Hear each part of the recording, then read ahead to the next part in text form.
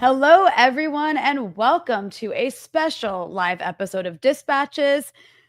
As we enter 2025, the genocide in Gaza persists while the Israelis melt down over a potential ceasefire imposed by Donald Trump, which we are going to discuss on this episode. But ceasefire or not, the enduring legacy of Zionism reveals itself through the destruction of hospitals, the starvation of babies, and the appalling acts of violence against doctors, journalists, and children, all vividly live streamed into our social media feeds for the past 15 months. Less known is how these horrors have spilled over into the West Bank, with Israeli officials openly clamoring for Gaza-style brutality there. This year also brings with it the weaponization of sectarianism in the region, as well as duplicity by certain regional actors like Turkey, whose neo-Ottoman ambitions undermine true liberation efforts, not to mention spineless Arab governments that aid or remain silent in the face of Israeli atrocities. And let's not forget the Palestinian Authority, which is intent on doing Israel's bidding and suppressing its own people instead of resisting occupation. On the international stage, we're grappling with the challenges of a coming multipolar world that has yet to deliver meaningful support for Palestine, as well as the deepening barbarism of U.S. empire, where both Democrats and Republicans seek to maintain U.S. domination over the world. All this as organizations rally to hold Israeli war criminals accountable. The resistance regroups after major losses, and Israel's supporters try to use issues like Syria again to divide the region and weaken Palestine solidarity. To discuss all of these very important issues and more, I'm joined by Ali Abunimah, Executive Director of the Electronic Intifada and author of The Battle for Justice in Palestine. Ali, welcome back to Dispatches. Hi, Rania. It's good to be with you again. It's wonderful to have you on, and we have you on at the perfect time because there's so much to talk about. And I think the best place to start would be with the more recent developments, which is this looming ceasefire that Donald Trump seems to be imposing on Netanyahu after 15 months of genocide. It's expected to be announced. The way it's being discussed in the media, it seems like it might be announced in the coming hours or the next day. We'll have to wait and see, but that's the sentiment that I'm getting on this. But there's the specific details of the ceasefire have recently been released. The Israelis are very upset about it, but they don't seem to have much of a choice. It seems to include a lot of temporary pauses, exchanges of prisoners. So I guess I'll just let you take it from there. Can you tell us your thoughts on this looming ceasefire and the fact that, after 15 months of Joe Biden apparently trying so hard to get us a ceasefire, even before Donald Trump's entered office, he seems to be making it a priority to not have to come into office with the Gaza genocide still taking place. Yeah, well, it hasn't happened yet. That's the first thing to say. And I don't want to jinx it. So we can't take anything for granted. But what we can say is that this is the most promising moment in 15 months in terms of the prospects of a ceasefire. And I've been hearing from friends all day in Gaza and from Gaza that they are extremely hopeful. And it's not the first time they've been hopeful, and their hopes have been dashed many times before. And that's a kind of a psychological torture for them. But their hopes are very high right now. And first and foremost, I'm thinking of them and the relief they need from this relentless horror, this relentless murder, which is continuing today. In the past few hours, Israel has been murdering people all over Gaza. It hasn't stopped. But the reason I do think this is more serious than any time before is because there is a new factor here. There are two things driving this. First and foremost is the continued strength and steadfastness of the resistance on the ground, which after 15 months is still fighting in every part of Gaza where the Israelis are. And this includes right in the north in Jabalia and Beit Hanun, in all over Gaza, even the areas that Israel entered first, it does not exercise control over.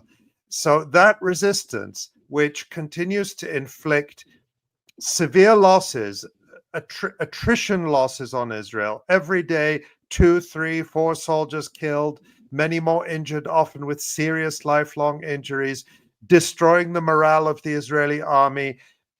Perhaps thousands of Israeli tanks and armored vehicles have been destroyed, and with it, the morale of the Israeli army, which increasingly understands that it is engaged in a futile endeavor in Gaza in terms of trying to defeat the resistance.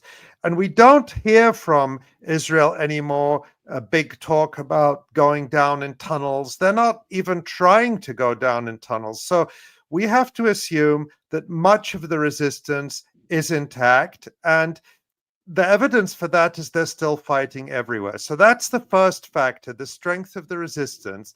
The second factor is Donald Trump, and this is very clear. The Israeli media are reporting it. I suspected something when, what was it, a week or so ago, Donald Trump tweeted or put on, I guess, on his own network, Truth Social, this video of Jeffrey Sachs criticizing Netanyahu and calling him a, what was it, a dark son of a bitch or something like that. And I took that, people were speculating, what could this mean? Is this Trump just being Trump? I took it as a signal, a very calculated signal to Israel not to take Trump for granted. And we can talk about why Trump would be putting pressure on Israel. But what is being reported in the Israeli media is that Trump's envoy, Steve Witkoff, was sent over to talk to Netanyahu and read him the riot act and say, we want this ceasefire deal by the 20th, by the time Trump is inaugurated.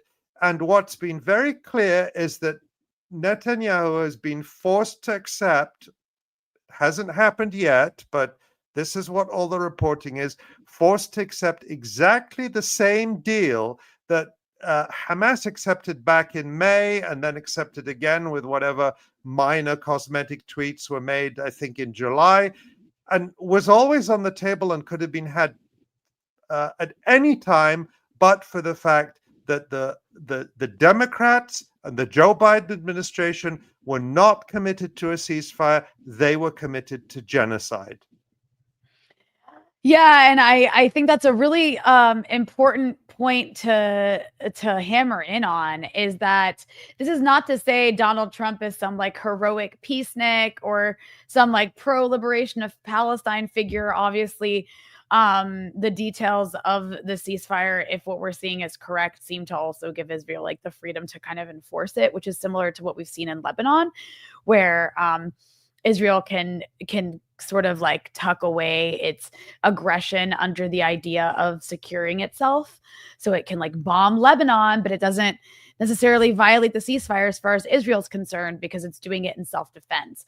That said, Joe Biden, I think we can speculate a little bit here about why.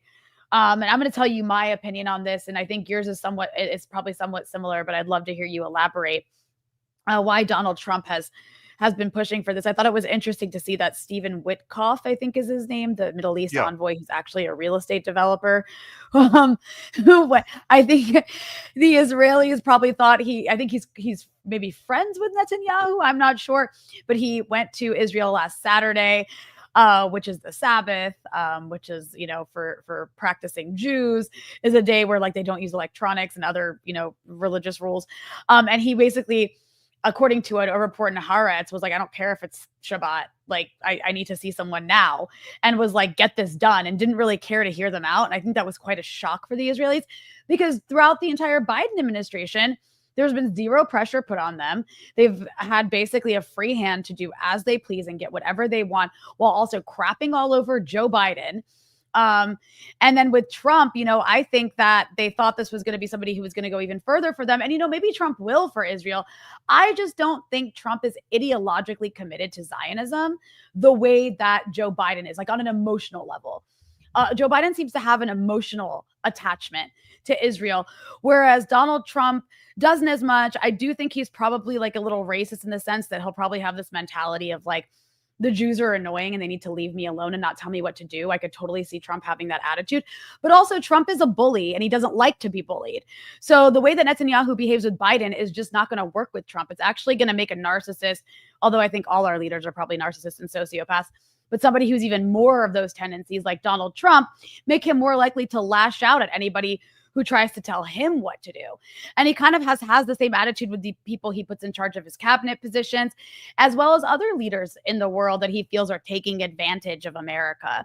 So I just think Israel is very short-sighted. The Israeli leadership is short-sighted to think that they're going to get the same kind of maybe support from the Americans under Donald Trump the way they got under a Joe Biden figure. That's not to say that Trump won't still sign off on, a lot of what Israel wants. But please, what's your take on why there's a difference here between these two administrations already that's so stark? Yeah, I think there's a lot to that. And I do think that Trump doesn't have an ideological commitment to Israel.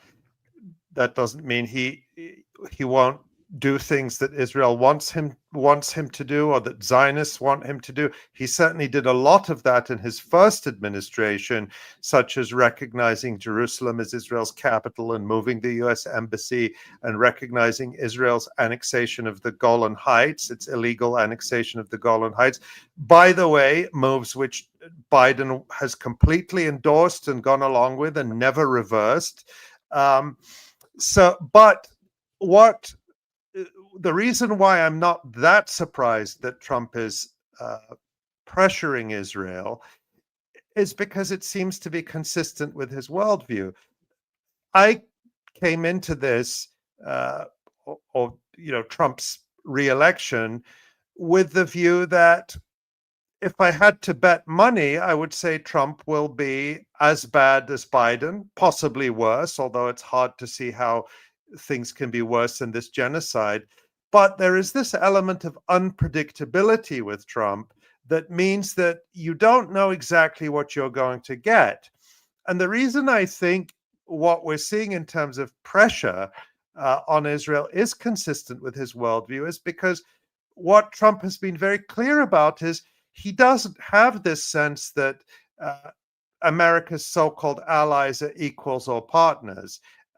He has the sense that we are spending a lot of money on you, and there's no country on which the United States spends more money than on Israel, and therefore you do what we say, and you don't get to take advantage of us and succor us. So if he treats NATO the way he treats NATO, he thinks NATO is just a suck on the United States' budget, that all the NATO countries are taking advantage of the United States. These are countries like Germany, supposedly a close ally of the United States, the UK, Canada. The way he talks about Canada is that, Canada is taking advantage of us. They're bleeding us dry. We have this trade deficit with Canada where they're getting all the advantage. He doesn't care. Why would he treat Israel differently than that? Why would he carve out this exception for Israel?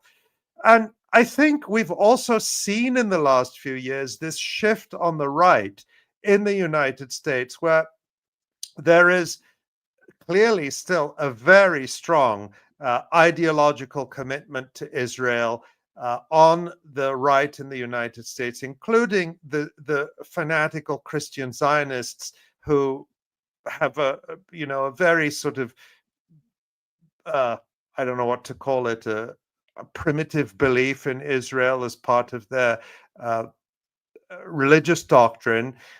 And yet on the right there has been this opening up of a quite critical space when it comes to Israel. We've seen that with people like Candace Owens and to an extent Tucker Carlson, and these aren't necessarily people I endorse. I'm not saying they're great people. I'm saying that there's a space that has opened up where support for Israel is no longer given.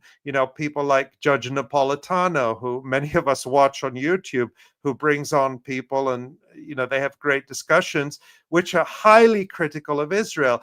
And these are all people that you would traditionally pigeonhole as being on the right or even the nationalistic right. So this monolithic support for Israel is fracturing in the United States. And I think that that is really means that Netanyahu and company may possibly have miscalculated. Again, this is still unfolding and we don't have the ceasefire yet.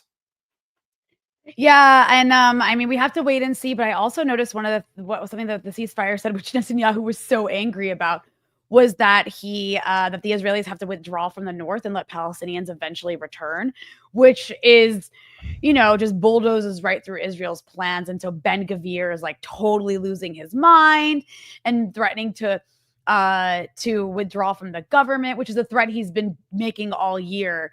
And so it'll be interesting to see what happens with Israel. And he gave the game away too, Ben Gvir. I mean, just before we go on to the next thing, Itamar Ben Gvir said today that I've scuttled ceasefire deals previously by threatening to leave the government, and exposing the lie that both Netanyahu and Joe Biden have been telling in unison, completely the same talking point, falsely blaming Hamas, which has accepted this same deal now for, almost a year. And it is the Biden administration that refused to put pressure on Israel. And what they did instead was they pretended that they were negotiating and honest brokers, but we just can't convince Israel, while at the same time shedding crocodile tears for Palestinians and even putting out these fake stories in the pro-White House media like the Washington Post and the New York Times. And, Joe Biden is so angry with Netanyahu and is even using swear words about him in private. Whereas in reality, the Democrats were fully on board with this genocide. And Trump is proving, again, I don't want to jinx it because it hasn't happened yet, who the real boss is here. And that when Steve Witkoff, the envoy of Trump, says to Netanyahu, I don't care if it's Shabbat, get down to your office. What did Netanyahu do? He said, yes, sir, I'm on my way. And then Netanyahu, like a good boy, sent the head of the Mossad to Doha to negotiate the final details of this deal. And what we're seeing now from the Biden administration, these final hours or days, hopefully, before the ceasefire is agreed, are very dangerous, because today it's being reported that Secretary Blinken, who has been a main figure in driving this genocide and who needs to be brought to justice for that, Secretary Blinken, it's being reported, is going to give a speech today talking about, quote unquote, the day after in Gaza. And this is a very dangerous thing to do, because if he puts on the table things which would be utterly anathema to both Israel and Palestinians in such a speech, and of course, I'm concerned about Palestinians. Blinken has been pushing from the beginning to try to bring in tyrannical Arab vassal regimes in the United States to run a collaborator government in Gaza on behalf of Israel and the United States. If Blinken brings any of that up, it's going to severely damage Palestinian confidence in any agreement. And of course, he may bring things up that make it even more difficult for Netanyahu to sell the deal. So the Biden administration, while claiming that they support a ceasefire, are still trying to undermine it. And that's very dangerous indeed.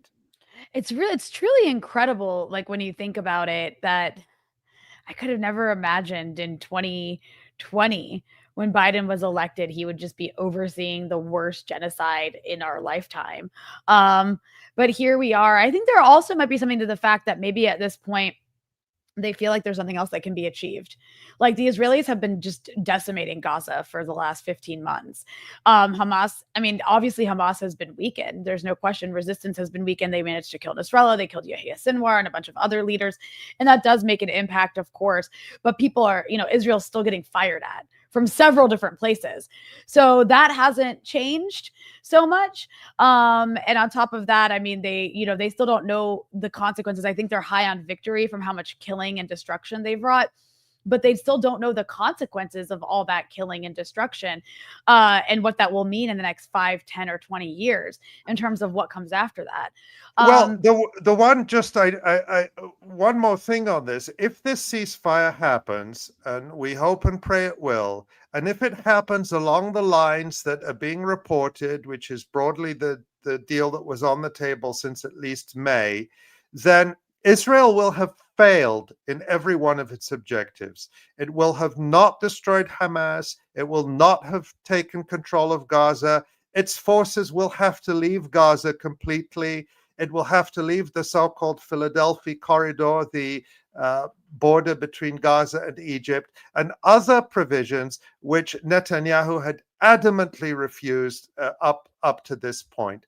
And remember that at the beginning, what the Biden administration said and what Israel said, that any ceasefire that leaves Hamas in place in Gaza will be a defeat for Israel. A defeat for Israel. And that's what we're looking at in strategic terms.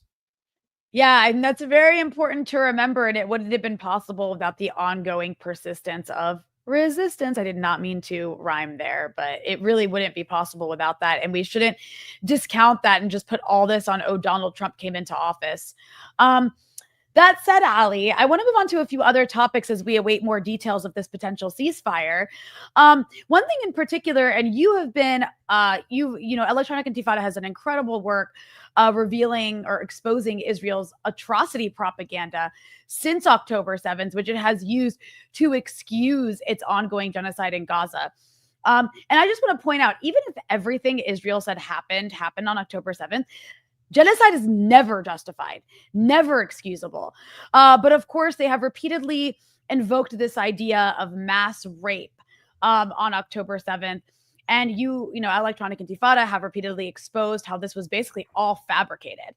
And it's, other outlets have done so as well. But of course, it's still invoked over and over. And interestingly enough, recently, the Israelis themselves said they did not want, I think it was a UN investigation into the allegation of sex crimes. And it was Israeli women's groups that said, you can't do this because it'll actually end up showing that it's Israel committing sex crimes against Palestinians. So can you talk a bit about that? Because I don't think we should ever forget, in addition to all of the depravity that has been carried out by Israel and Gaza, we should never, ever forget the Jim Crow style lynching lies it was based on. That's right. From the beginning, we and other independent journalists and observers have been questioning this and showing incontrovertibly that it's fake. To this day, and this is not Ali Abunimah speaking or the Electronic Intifada, this is Moran Gez, a top Israeli prosecutor who gave an interview to the leading Israeli newspaper Yediot Ahronot on the 1st of January. What Moran Gez said is, to this day, Israel has not been able to identify a single complainant on for a 7th of October 2023 rape by Hamas. And remember, the Israeli atrocity propaganda was not that there were one or two isolated incidents of rape, but there was an organized campaign of mass rape. And to this day, there is not a single victim identified, living or dead. There is no forensic evidence, no photographic evidence, no video evidence, absolutely nothing. At the same time, and no credible eyewitnesses either. None of it. And we've thoroughly reported this on the Electronic Intifada, so I refer people to that both on the website and on our YouTube channel. We did a segment on this on our most recent live stream last week, and that we cut that as a separate video at the Electronic Intifada YouTube channel, so people can see there what I'm talking about. But at the same time, there is massive and overwhelming evidence of systematic sexual violence and abuse of Palestinians by Israeli forces in Israeli concentration camps and torture camps like Sede Teman, where there have been cases reported by eyewitnesses and victims of sexual torture, even of people being sexually tortured to death. tortured to death in horrific ways. And there's also that case of at least one gang rape of a Palestinian man by Israeli prison guards, partially caught on camera. And none of this has attracted any of that attention. So what is happening with this UN investigation that you mentioned, Rania, or potential UN investigation, is that this UN official, Pramila Patten, wants to come back and do a full investigation, and Israel is saying no. And they're saying no ostensibly because they don't want an investigation of their own systematic sex crimes against Palestinians. And that's certainly one reason. But I think the real reason is they know that if there is a credible investigation, the whole hoax, the whole atrocity propaganda lie will be busted once and for all. And it's too valuable to them as an atrocity narrative to allow that to happen. And that's why they're blocking an investigation. If Israel believed there was any reality to this, they would allow an independent investigation and let the truth come out. No, every Israeli accusation is a confession. At this point, it's interesting because when they do invoke the rape lie, I'm always like, oh, you're still saying that? Because for the most part, they kind of don't really justify anything they're doing anymore. They just do it because they know they don't have to, or they haven't had to, because the Americans will just continue to allow them to bulldoze over whatever they want. There's something else I wanted to kind of shift to here, and that's the state of the resistance. I mean, I know there's been, just in the last few months, but obviously over the last 15 months altogether. But over the last few months, there's been many, many losses. And there's a bit of a disorientation. I think, at least, I'm speaking to you from Lebanon, so maybe I'm, speaking specifically from here, but I think this is maybe a sentiment a lot of people in the region who are pro-resistance share. A bit of disorientation because of all the losses, specifically the loss of the Secretary General of Hezbollah, Hassan Nasrallah, in addition to so much of Hezbollah's leadership, and then most importantly, the fall of Syria to HTS. And whatever anybody feels about the nature of the previous Syrian government or the current nature of the Syrian government that has taken its place, and there's plenty to say about that, the reality is that this is a country that was vital to the resistance axis, and essentially having it fall to HTS has taken it out of the resistance axis. It was crucial for, logistics in a way that, like, people here in Lebanon will tell you that, forget everything else. The loss of Syria in this axis is the worst thing to happen to the resistance. And it's unclear how there will be a recovery from that. So I guess that's all to say, given everything that's happened, the loss of Nasrallah and so much of Hezbollah's leadership, the loss of someone like Yahya Sinwar and a lot of Hamas's leadership, and the decimation of Gaza, the destruction of southern Lebanon, the weakening of Hezbollah politically inside Lebanon, but also with the loss of Hassan Nasrallah, you could also say that Hezbollah and Syria, Hezbollah is no longer the regional actor it was. It's now like a very Lebanon-based actor. And there do seem to be some changes taking place in Iran internally. Like, there's like a tug of war in Iran internally over the future of Iran and its role as far as resistance goes in the region. And then, of course, the loss of Syria in that axis. I guess I'm asking you to give me your assessment of the state of resistance today. It does seem pretty, depressing. That doesn't mean there isn't resistance anymore. It's just there's been a lot of losses, and I think people are having a difficult time wrapping their heads around how to confront that. The first thing to say is there have been a lot of sacrifices. There have been enormous sacrifices, and we have to acknowledge that. The resistance in Lebanon, the people of Lebanon, particularly the people of South Lebanon, gave enormously and willingly in this common fight against this evil that is Zionism, this pure evil that is Zionism. And that has to be acknowledged. It has to be celebrated as something that will be seen in history as a great contribution to humanity. And it pains me that I've seen people denigrate that over the past weeks and months, and I want no part of that. The people of Lebanon, particularly the people of the resistance in Lebanon, gave more for Palestine alongside the Palestinians than anyone else in the world, than anyone else. And that is a debt that can never be repaid. So I want to say that first.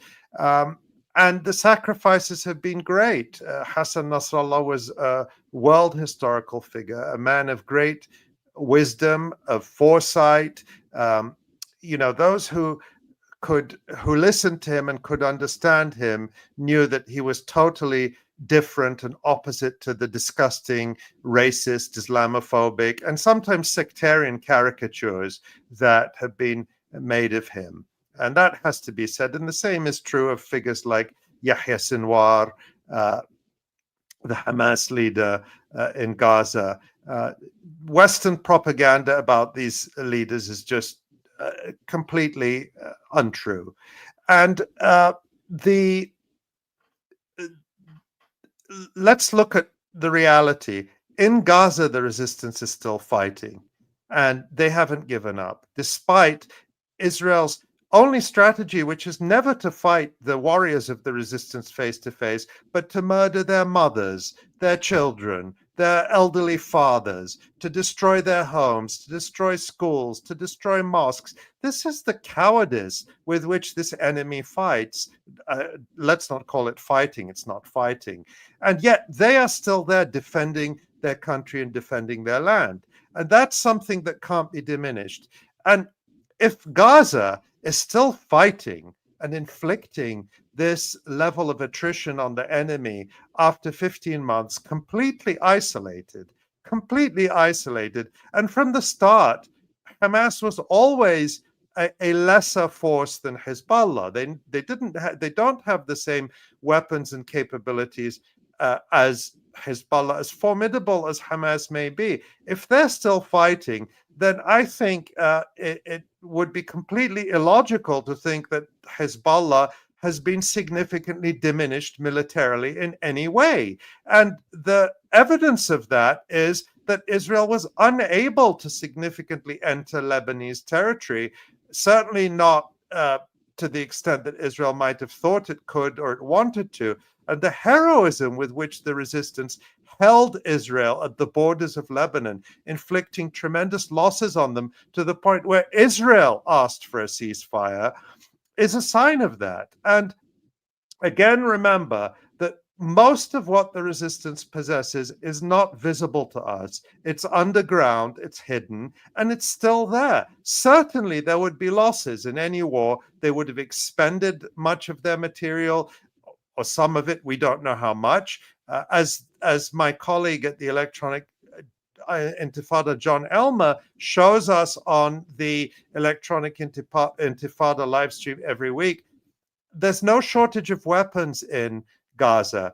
The Hamas fighters and the other resistance groups are still able to confront the enemy with the appropriate weapons. In other words, they are bringing to bear whatever weapons they need in a given situation. They're not desperate in using whatever is to hand. They are still coming up with the weapons they need. That's isolated, tiny Gaza. So I doubt that Hezbollah is in a significantly weaker situation militarily, despite the sacrifices it's made. I don't want to call them losses. I want to call them sacrifices, because that's what they are. In terms of Syria, I think it's too early to say.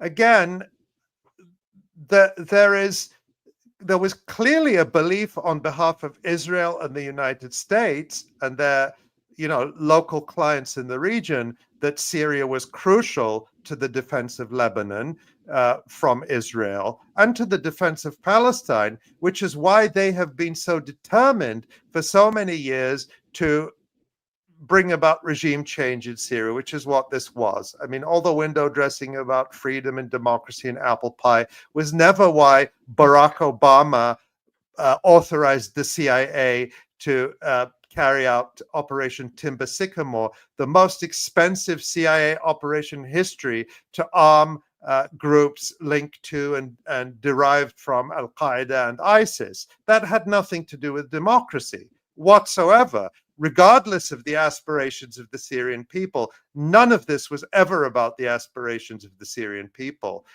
who certainly have the right to change their government and choose whatever government they want to. And nobody is talking about that now. Nobody is saying there have to be elections in Syria. That's not even on the agenda of the German and French and British and American officials who are going to Damascus to be photographed with the former deputy head of ISIS, who they have now installed as the unelected ruler of Syria. And people may not like me saying that. I know some don't like me saying that, but that's the reality. And you better get used to it, because that's all fact. So, you know, and our friend Justin Poder on the Anti-Empire Project YouTube channel the other day did a really nice sort of hour-long history of Syria since its independence in 1946, and the attempts to overthrow its independent and sovereign government that have been consistent and constant, and with the same logic of removing Syria as a force that could counterbalance or deter Israel. And I think it will be a Pyrrhic victory, because I don't think resistance is going away. People aren't just giving up and saying, okay, Israel has won. I think, if anything, the resistance will have more people willing to join up than they can handle. So there are short-term blows, there are losses, there are sacrifices, enormous sacrifices, but I think the resistance is still very, very strong. And the proof of that is Israel doesn't appear to be in a rush to go back to war in Lebanon, at least not at this point. Yeah, I mean, I don't disagree with you, and I appreciate you breaking that all down. I mean, with regard to Syria, we absolutely have to wait and see, but so far, you know, it's not very encouraging to see these sorts of interviews by various new Syrian officials, essentially hinting that they want to normalize with Israel. And that's another thing I want to ask you about. And that's why, look, you know, the people who have been installed in Syria, and the reason, look, you know, Hamas leaders, we just published today, as we're doing this live on January 14th, we just published an article by Ashraf Nubani at the Electronic Intifada, really interesting, insightful article on how pragmatic Hamas leaders were, how willing they were to compromise, to go along with a two-state solution, how for decades they offered Israel a long-term truce leading to a two-state solution. Basically, following the same policy as the PLO, and how that was rejected at every turn because Israel never wanted that. And yet at no point have any Western leaders said, look how moderate Hamas is, we should go meet them, we should talk to them. At no point. The only reason that these people in Syria are getting this support is precisely because they are not resisting Israel, not even rhetorically. Israel has launched the biggest air raid operation in its history on Syria, and Syria has suffered the biggest air attack in its history by any country in its history in the last couple of weeks. And the new authorities in Damascus have not even condemned this rhetorically. On the contrary, their spokespeople have gone out, people like Meher Marwan in that notorious interview with National Public Radio a couple of weeks ago, to say we want peace with Israel, we're no threat to Israel, and we want the United States to facilitate our relationship with Israel. That's why these people got billions of dollars in support from the United States and NATO and the EU and Turkey and the Gulf regimes. That's why. It's not that complicated. And it baffles me that a lot of people can't see it or don't want to see it. Yeah, and I think this is part, of course, of a decades-long attempt that has been quite successful in terms of getting governments in place to get one government after another to basically go against the will of the people and normalize with Israel. And Syria is kind of on that path now. I mean, I hope it doesn't happen, but like I said, it's not encouraging what we've seen so far. And then, so now you just have these I governments don't think it will happen, Rania. Sorry to interrupt you, because we haven't heard from the Syrian people in any of this. Remember, people keep saying, "Oh, listen to Syrians, listen to Syrians." Well, nobody is listening to Syrians because, first of all, Syria is a very diverse country, ideologically, politically, and in terms of its sort of demographic and cultural and community makeup. And I have full confidence that the Syrian people, if given a choice, will not give up on their occupied territory, will not give up on Palestine. There's nothing to fear from a truly independent and sovereign Syria, which is why the United States and its allies will never allow Syria to be independent and sovereign. Right. And so I see, but this is what I see now is with countries like Syria and Lebanon, for example, you have these governments in place that are incapable of defending their countries from Israel.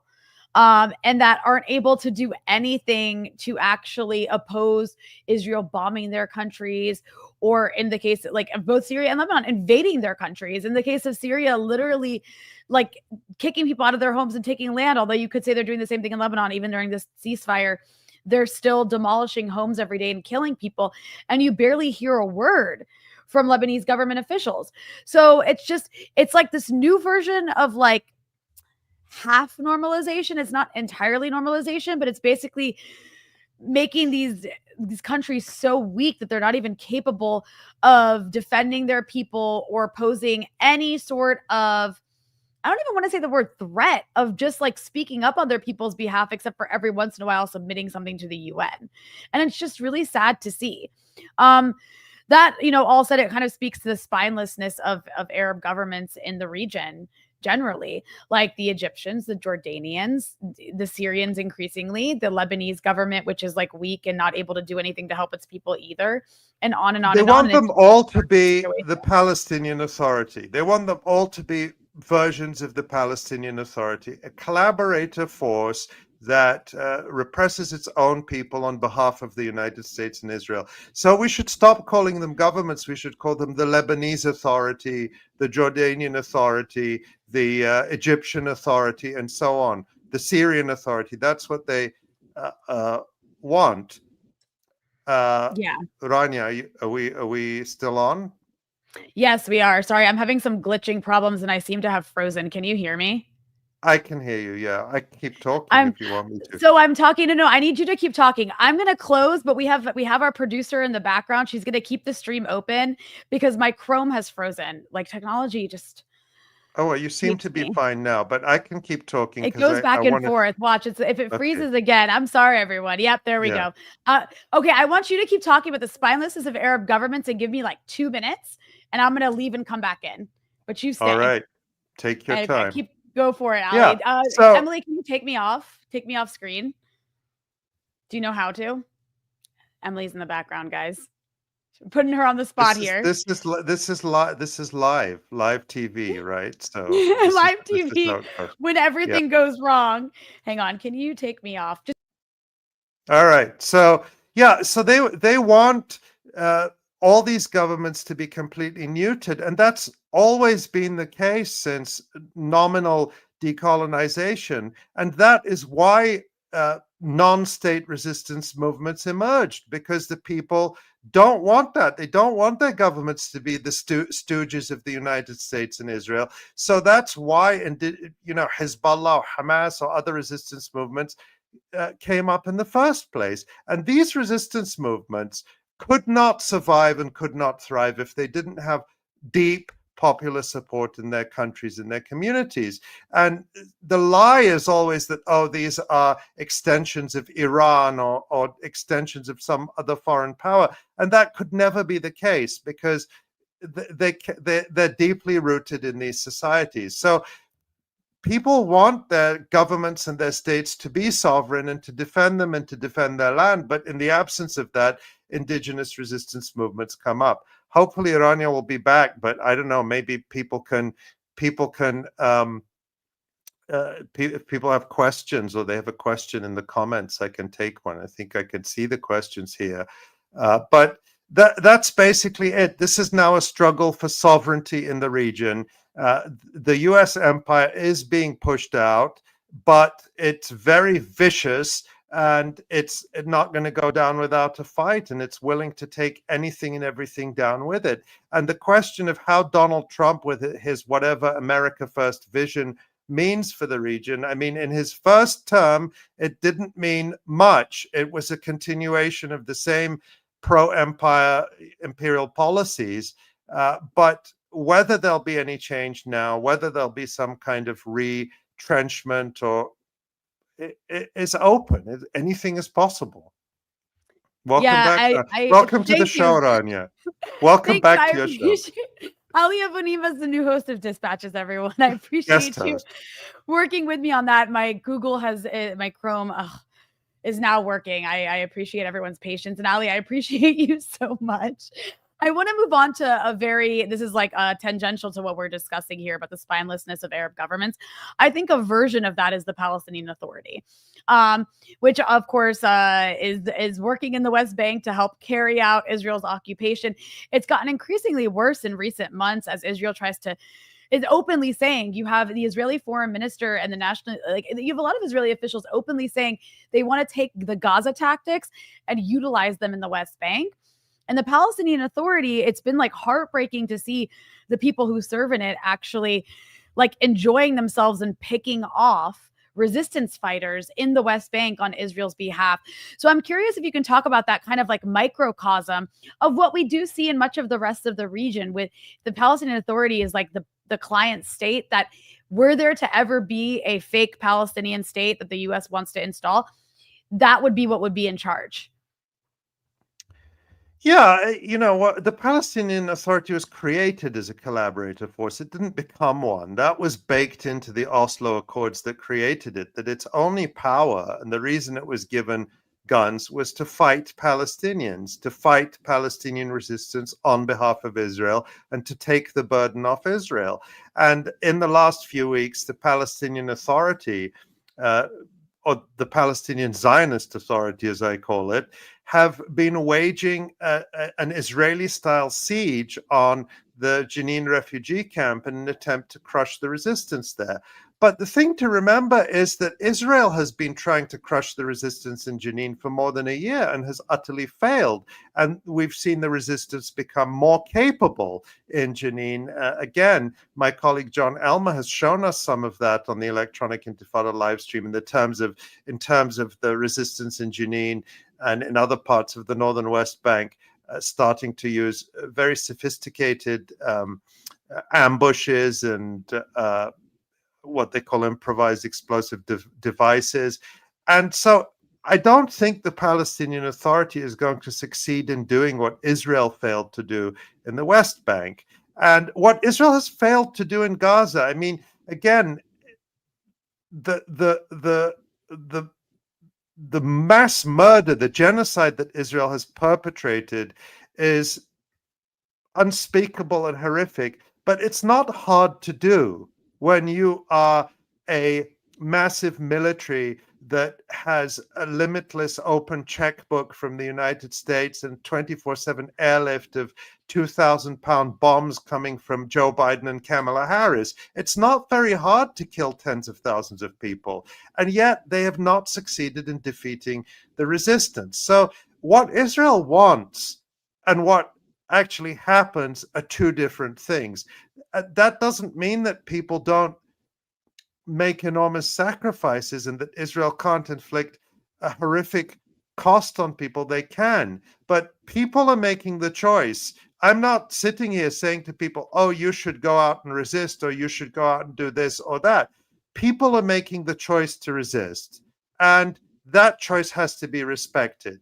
And they're making that choice to continue resisting after not just Israel, but the entire Western Empire, with the United States and its nearly limitless resources at its core, have been throwing everything at them. And the same is true of Yemen. I mean, Yemen is unbelievable. This country that was subjected to genocidal bombing by Barack Obama starting in 2015. I mean, what is this love of genocide by the Democratic Party?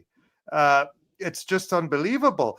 Barack Obama, with his clients in the region, the Saudis and the UAE, launched this genocidal war against Yemen, causing the worst humanitarian crisis in the world up to that point, until the genocide in Gaza. And Yemen is still resisting and fighting. And that's a choice they have made. No one has imposed it on them. And it's a choice that has to be respected. I want to ask you before I kind of zoom out a little bit to the way this is playing out globally. I want to ask you about the future of Gaza, which of course remains to be seen. But we do know there's this blueprint that the Israelis have alluded to, the US has alluded to, where they have some sort of like international force made up of Arab countries, specifically Gulf state monarchies, to lead it, to basically try to, subjugate the population, make sure they never resist, re-educate them. They even want to maybe bring back some figures, which I don't think they're going to be able to bring back, like Dahlan, for example. I don't think he could come back and do anything in Gaza with any legitimacy whatsoever. There's that aspect of things. There's also the fact that, whatever Trump forces on Israel now, we know the Israelis have ambitions to take more land and push out more Palestinians. And they've always dreamed of basically pushing the Palestinians in the West Bank into Jordan and pushing the Palestinians in Gaza into Egypt. And they did not succeed in pushing them into Egypt. They did succeed in killing a lot of them. I mean, gosh, Ali, we still don't really know the death toll in Gaza. I imagine it's probably in the hundreds of thousands. But there just hasn't been capacity to count. All that's to say, what do you see as people kind of watch? Like, what should we look out for with the sort of schemes that the Israelis and Americans might be trying to impose in Gaza? Because they're obviously going to try to sell it in language that, doesn't mean what's actually taking place. Well, American schemes almost never go to plan. They're very destructive. They murder a lot of people. But look at Iraq. Iraq was supposed to be the model where they would turn it into the Middle Eastern Poland, like a lapdog of the United States, that would then be the model for other countries. And that it didn't turn out the way the United States wanted in Iraq. Yes, there is still a US presence in Iraq, but Iraq is not a puppet of the United States the way that was intended. And indeed, Iraq is home to formidable resistance movements that are a significant force in the region. So they have schemes for Gaza. They can hatch whatever schemes they want. The future of Gaza is in the hands of Palestinians in Gaza and no one else. And after what they have endured, no one will be able to impose anything on them that they don't want. And the message that I've been getting from friends and colleagues in Gaza, that I've been seeing them express on social media, is incredible pain at the sacrifices and losses that they have endured and are enduring and will continue to endure, given the scale of what's happened, but determination to remain on their land, determination to rebuild Gaza, determination to continue. And I don't want to romanticize them, but I want to respect what they're saying.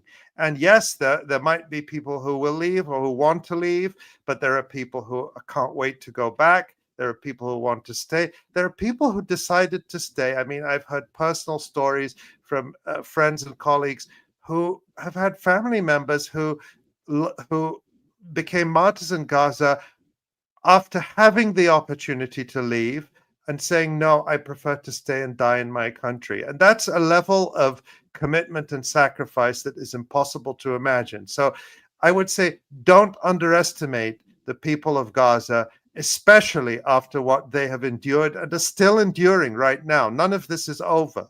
And the great Dr. Hassan Abu Sittah, who spent the first 43 days in Gaza in the genocide, treating people, said something very important today, which is that part of the genocidal plan is the destruction of health infrastructure, of sanitation, of water, and so on. And the illness that causes will continue to harm and kill people for a long time, even after the guns or the bombs stop, which will hopefully be very soon. So we can't lose sight of any of that. But I have great confidence in the Palestinian people in Gaza. No one will impose anything on them that they don't want. I certainly agree with that. And I also, real quick, I forgot to do this earlier. I want to remind everybody who's watching. First of all, thank you for watching. Second of all, please make sure you hit the like button. It helps boost us in the algorithm. You also can help support Breakthrough News by going to patreon.com/breakthrough news and becoming a member. You can also support the Electronic Intifada in every way possible, which I'll give Ali an opportunity to say how to do that. Independent media is so important right now, as we've witnessed how corporate media just lies and lies and lies. We talked about some of those lies on this episode. And also you can donate in the chat. Ali, I want to bring it back to Syria for a moment, not necessarily to talk about Syria, what's happening internally, but to talk about the fact, and here's how I'll put it. There is a plan for the entire region, not just Syria. Always, it's divide and conquer. That's what empires do. They divide and conquer. And there's always been attempts to balkanize various parts of our region. And that includes Syria, which is kind of balkanized a bit at the moment and has been for a number of years because of the U.S. and sort of regional war that took place on Syria. And the Israelis especially like to balkanize things by sect, by ethnicity. You know, they want to see a Kurdish state. They want to see a Druze state in Syria. They want to see like a Sunni state in Syria. They also would love to see Lebanon split along sectarian lines as well. And the reason I say that is because I also feel that the pro-Israel forces and the pro-imperialist forces in the West also try to use issues like Syria to balkanize the movement for the liberation of Palestine. And there's ways that they try to do that by literally inserting sectarianism and the obvious emotions that come up with Syria. Obviously, Arabs are pretty divided over the issue of Syria, into Palestine politics so that we just end up fighting each other. It's like a balkanization plan for the movement. So I'm curious if you can speak to that as we enter the year 2025, because the Palestine Solidarity Movement, I think, is bigger than it's ever been. It's a very important movement. It continues to grow. People are very passionate about the liberation of Palestine, as they should be. And I feel it's very important to keep our eye on that issue and not allow the Zionists to basically insert a wedge issue into this movement that has people then fighting and disintegrating, something that we saw happen years ago. And I, of course, am a bit triggered by this, so I don't want to see it happen again. Yeah, of course. And we've seen in the last few weeks efforts to reintroduce that kind of narrative that if you oppose the American imperial intervention in Syria, which was carried out directly through the CIA funding of groups affiliated with Al-Qaeda and ISIS, for many years through, as we mentioned, Operation Timber Sycamore, but also funneled in to Syria by the billion through such democracies as Saudi Arabia and Qatar, famous for their love of human rights and democracy, and of course Turkey, which has played a role going back decades in trying to destabilize Syria. Again, I mentioned that recent episode of Justin Poda's program that gives some of that history. But I hold to what I said, which is that there's nothing to fear from a sovereign and independent Syria, nothing whatsoever. And again, keep your eye on what's going to happen, which is that Syria, which has been hollowed out and devastated, its population devastated by the sanctions imposed over the last 13, 14 years that have only been tightened. And again, that tactic of sanctioning populations to cause suffering and cause them to turn against their own governments didn't start in Syria. The US did it to Iraq in the 1990s. And there's that famous clip, younger viewers should look it up, of Madeleine Albright, who was the U.S. Secretary of State of the Clinton administration. My activism in the 1990s was primarily about ending the sanctions on Iraq, which, according to UN estimates, were killing more than 5,000 Iraqi children a month by withholding formula and medicine and food and just bringing the Iraqi population to their knees. And when Madeleine Albright was famously asked on that interview on CBS, or what, I think it was CBS, 500,000 children have been killed by your sanctions. Do you think the price is worth it? And she said, we think the price is worth it. She didn't say, no, those numbers are wrong. She said, yeah, well, 500,000 killed. We think it's worth it. I have Gaza, the clip. Do you want me to play the clip? I have Let's play it. Let's play Hang it. on. Yeah, no, this is really important. So Madeleine Albright was Secretary of State under Bill Clinton. And we are supposed to love her because I think she was the first female Secretary of State. Yeah. Right. And so here is the clip of Madeleine Albright. She broke the glass ceiling. She broke the glass ceiling in a lot of children's lives. We have heard that 500,000 children have died. I mean, that's more children than died in Hiroshima. And you know, is the price worth it? I think this is a very hard choice, but we think the price is worth it. I mean, that was 1996. There you go. And that was speaking of Iraq. I mean, and she just literally said the price of the death of 500,000 children was worth it. So there you go. They did that to Iraq. Then they've done it to Gaza, sanctioning Gaza, besieging Gaza, inflicting horrific. This is prior to the genocide, of course, inflicting suffering and deprivation on people in Gaza through Israel's siege, fully supported by the United States and the so-called human rights loving West. And then they did it to Syria with the so-called Caesar sanctions to bring Syria to its knees. And now that they've achieved their goal of overthrowing the government of Bashar al-Assad, they're not lifting the sanctions. They're giving 6-month waivers. They're saying, okay, we'll ease the sanctions for 6 months and then we'll review it. And why is that? This is the point I want to get to. It's so that they can keep the new Syrian rulers on a tight leash. So in 6 months, they say, did you do what we told you to do? If so, okay, we keep the sanctions eased for another 6 months. But at any time, they can tighten them again. And those are the types of policies by which they will deny Syria sovereignty and independence, and of course, territorial integrity through keeping Syria balkanized and divided, with the south occupied by Israel, the north occupied by Turkey, the northeast occupied by the United States, which is continuing to steal Syria's oil and so on. So that's it. They will not. This was never about Syria being free and independent. It was about destroying the Syrian state, breaking it up and putting it under control of Israel, the United States, and Turkey, the opposite of the stated goals of those who supported what they called the Syrian revolution. So, but as I say, if Syria were free, sovereign, and independent, as it should be, there would be nothing to fear from it. Yeah, and we shouldn't allow those facts, no matter how uncomfortable it makes some people, cause a rupture in the Palestine solidarity movement. I have to say, too, you know, when it comes to the issue of sanctions, Ali, I'm sure you've noticed this as well. Many of the biggest proponents from think tanks, and including in journalism, and also, you know, people who were working for organizations that were actively committed to overthrowing the Syrian government, they were the ones pushing for those sanctions. And now they're saying these sanctions are inhumane. I mean, it just shows how fake their supposed desire for human rights is. They were totally fine with placing Syria under siege until it complied with US dictates.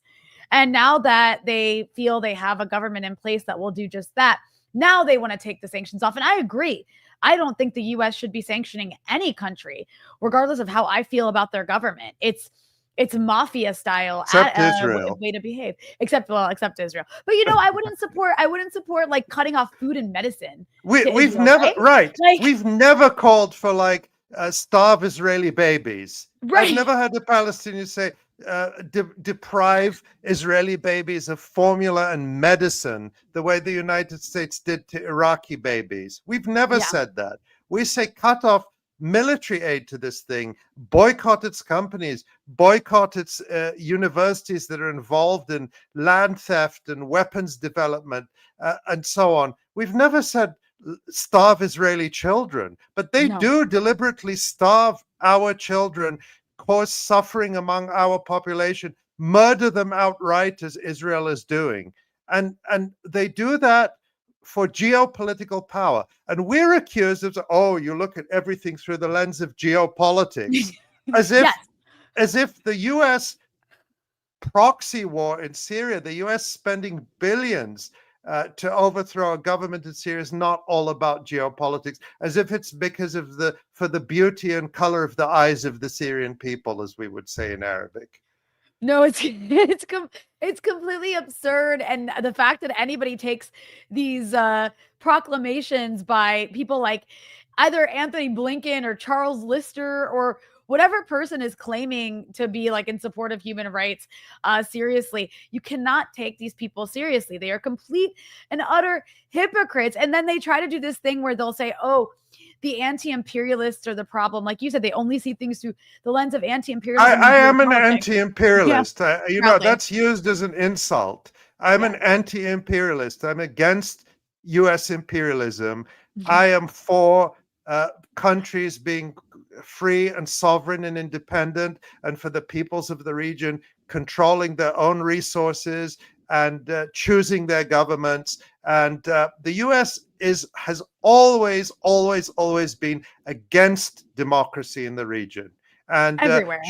Really. everywhere, of course, everywhere, Latin America, Central America, and of course in West Asia. And should democracy ever emerge in any country, they immediately move heaven and earth to stamp it out. As we saw recently, even in a NATO country, in Romania, where the election didn't go the way they wanted, they just canceled it.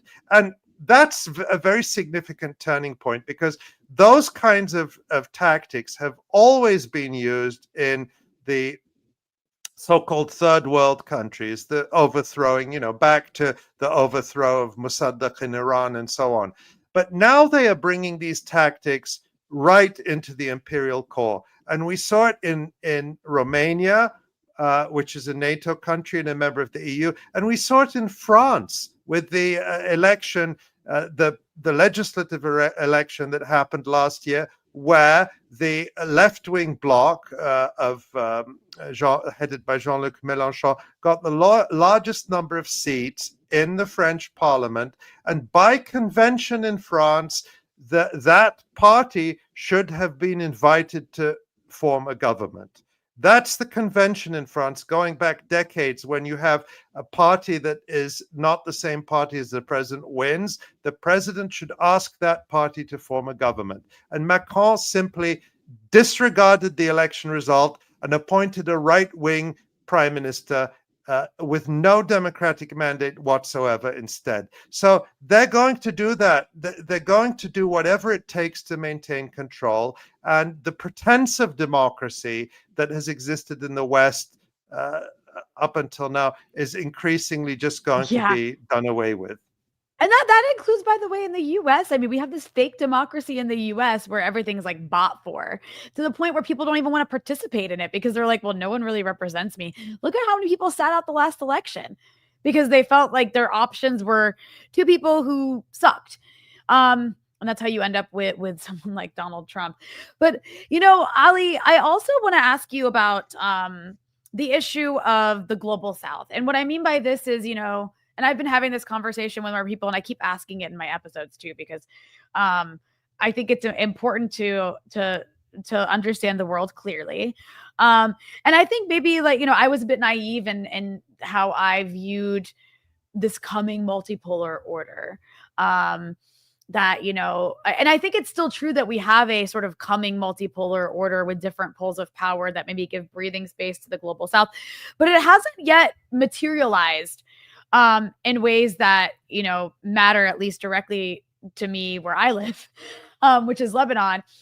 Because, what I witnessed over the past 15 months is the failure of the world to act. And I mean the whole world, not just like the Europeans or the Americans.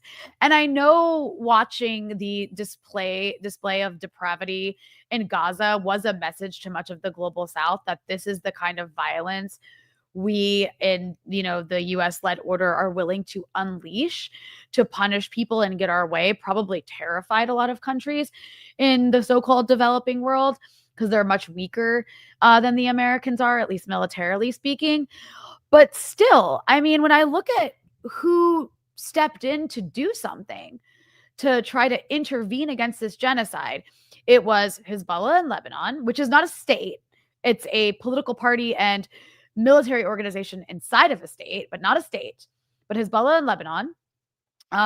You had the Yemenis, which, are also part of a fragmented state and also quite weak, but willing to use the power that they had to intervene in genocide. Very poor, also poorest country in the region. And I mean, yes, the Iranians, were arming and funding the resistance groups and all that said. And then you had some Iraqi groups kind of like, lob a few missiles at Israel. But I mean, other than that, I mean, you did have people try to do these, like the South Africans obviously put forth this attempt to hold Israel accountable at the International Court of Justice, but you didn't have any of the other players step in. And so I'm just curious your thoughts on what that means. And I don't know a nice way or a diplomatic way to say it other than I'm just kind of like, not that I expect, Russia to militarily intervene or China to militarily intervene, but nobody could even cut a trade relation, even symbolically. It was just, kind of sad to witness a Holocaust unfold and nobody able or really willing to step in except for some of the weakest forces in the world. Weakest is not the right way to put that. Poorest, maybe. The ones who had the fewest resources are the ones that stepped in to sacrifice something. Yeah, I wish many countries had done more, particularly or would do more, because again, this has not stopped yet, including and especially the Arab regimes that are right Yes, on first and the foremost. borders of Palestine. And I understand that some states don't have the resources, or they certainly don't have the independence to do so. That's not an excuse; it's just a reality. And some are very willing collaborators with this, which is completely inexcusable. Then when you talk about the bigger powers, whether we talk about China or Russia, I mean, we've talked about this before. They are clearly in a situation where the United States is on a rampage against them, where the US has ill intent towards them, and they are having to reckon with that. I mean, China is clearly not interested in war with the United States, but it may have that forced on it. It's interested in expanding its trade relations and building infrastructure that facilitates that, which is mutually beneficial to the countries that work with it. China has no history or tradition of sending forces abroad. I mean, it's difficult to imagine a Chinese expeditionary force going to try to stop the genocide in Gaza. But short of that, could there have been more economic or diplomatic or other kinds of pressure? Certainly, yes. What does it mean that there wasn't? It may simply mean that these countries calculate that they're not yet in a position to have the kind of direct confrontation with the United States that would entail. Because remember that Israel is effectively an extension of the United States. It cannot exist without life support from the United States, without tens of billions of dollars, which is why Donald Trump is like, this little dependency does what we tell them. And that I think is his attitude. So I think that this multipolar world is emerging. and it's a dangerous situation because the US obviously launched this proxy war going back more than a decade against Russia in Ukraine. Ukraine has been destroyed as a result. Hundreds of thousands of people have been killed, and now the United States wants them to start drafting adolescent boys as cannon fodder in its proxy war, which is absolutely reprehensible, particularly if you claim to care about Ukrainians, essentially to start sending child soldiers into the mouths of Russian artillery. And they've been relentlessly provocative over Taiwan. So it's very dangerous. And the prospect of nuclear war is, the possibility is a real one. And that's something that should terrify all of us. So that may explain some of their caution. But at the same time, the world is changing. How this will all shake out, I don't think we've seen yet. And I think that what Israel has done and is doing is going to have very severe consequences for it. And we don't know yet the full extent of the cost Israel has already paid, because trade relations with Israel are not normal. There is massive loss of investment and capital flight and disgust, which people don't necessarily articulate in words, but they articulate it in, not doing business with Israel or not opening factories there, not traveling there. Israel is essentially isolated from the world now. There's no tourism industry or anything like that. So, of course, and now Israeli leaders are international war crimes fugitives. Of course, some of its Western allies who claim to champion international law are going to help these fugitives escape from justice, but a lot of the world would not do that. Dozens of countries would be committed to arresting Netanyahu or Yoav Gallant or other Israeli war criminals who set foot in their territory. So I don't think an end to this, a ceasefire, if and when it happens, is going to be a great reprieve for Israel. Israel is severely damaged goods, and I don't think, I think is it's still on its way out. This has been a major phase in that. It's not necessarily the final blow, but Israel is it's not a viable project. There was a headline in Haaretz just yesterday about the huge surge in Israelis living in the Netherlands, and it's stories like that, and that's true in other countries too. It's rare that you find the information. The Israeli statistics are hard to find about this, but I suspect a lot of Israelis are going to jump ship and go to places where they will be safer and more prosperous and not have to endure what the Israeli leadership has promised them, which is endless war.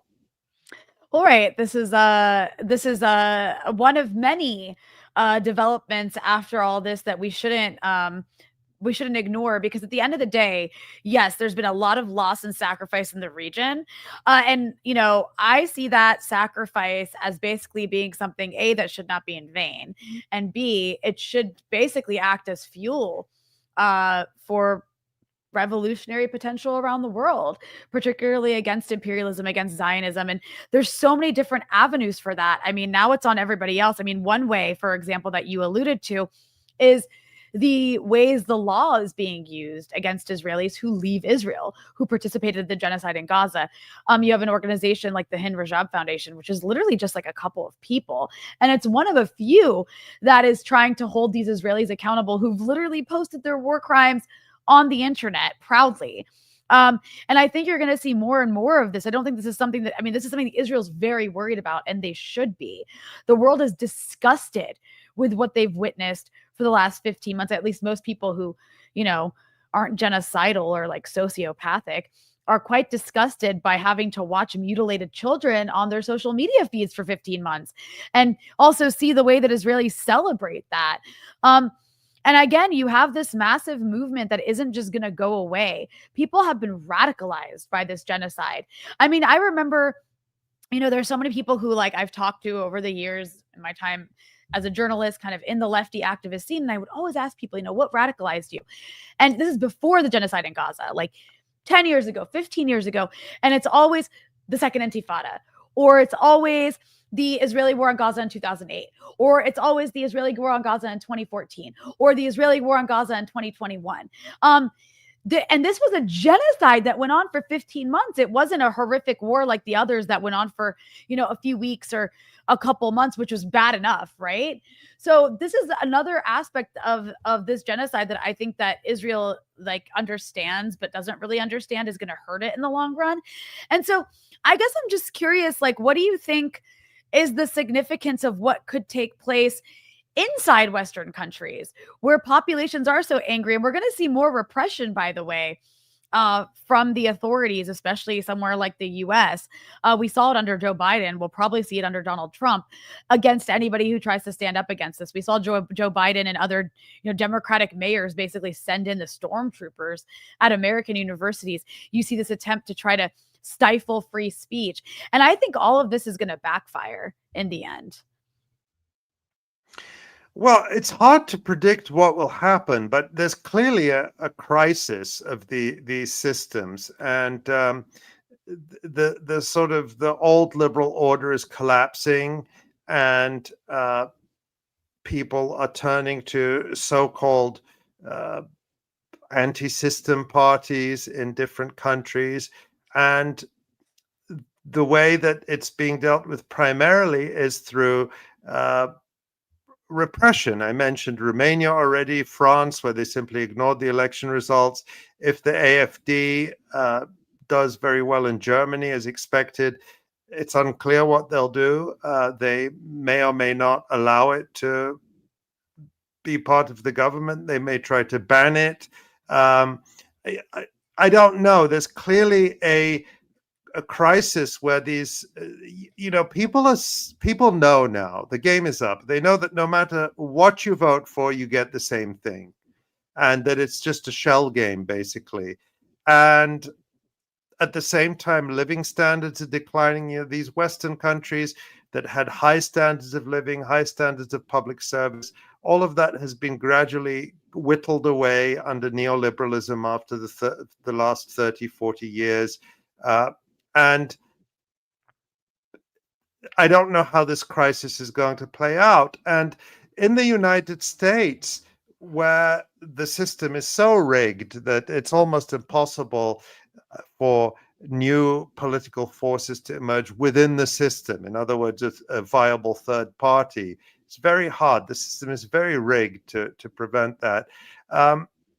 So, all we have left is this so-called occasional resurgence of a so-called progressive wing of the Democratic Party, which always gets co-opted and always then shills for the non-progressive wing of the Democratic Party. And we've seen that time and again. And the refusal of this so-called progressive wing with, AOC and people like that to connect the struggles of people in the United States, the crisis of homelessness in American cities, and just the struggles people have with U.S. imperialism. They don't want to make that connection, or if they do, it's extremely sort of timid and really not systemic, not as a central part of their politics. And as long as that's the case, then I don't see them being able to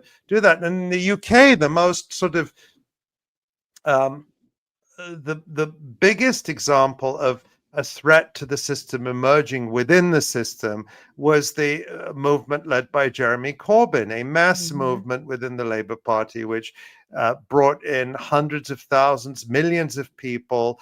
And even though it was a very mild social democratic platform, it was still seen as such a threat to the existing order that they pulled out all the stops to crush it. And the result is you have this basically intelligence asset, Keir Starmer, who now heads a hollowed out, purged Labour Party, which is completely comfortable for the US empire and the intelligence agencies that run the UK.